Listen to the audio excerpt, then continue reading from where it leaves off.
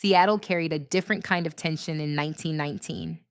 The Pacific Northwest looked calm on the surface, but the pressure was real. Black workers and Black veterans arrived hoping for fair wages, only to find the same hostility that burned through the rest of the country. The timber towns and shipyards were divided by color and fear. White labor unions called it protection.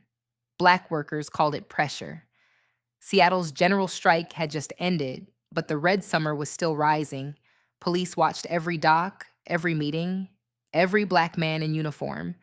They said they were guarding against radicals, but what they feared was organization, Black men speaking with the same discipline they had learned in France.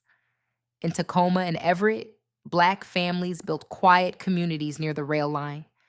They worked in mills and shipyards, in the shadow of mountains that never moved. But the violence that swept Chicago and Washington, D.C. was not far away.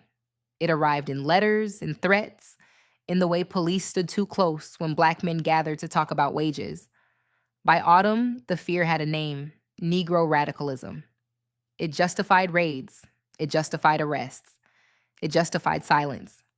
But beneath that silence, Black workers built their own networks of survival. They shared news from Chicago, from New Orleans, from Washington, D.C. Each story was a warning. Each story was a lesson. The Red Summer was not just a season of violence. It was a season of clarity. Black America saw the nation for what it was and still chose to build within it. In Washington state, the line of fire was drawn in resolve. The resolve to work, to organize, to live without permission.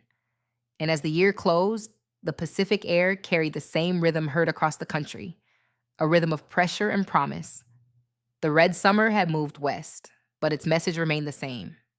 America was changing, and Black America was the sound of that change. They tried to erase it. They tried to silence it, but we are still here, still telling the truth. If this episode challenged what you thought you knew, don't keep it to yourself. Push it forward. Start the conversation they tried to silence. This is Black Justice Untold. Please like, comment, share, and subscribe.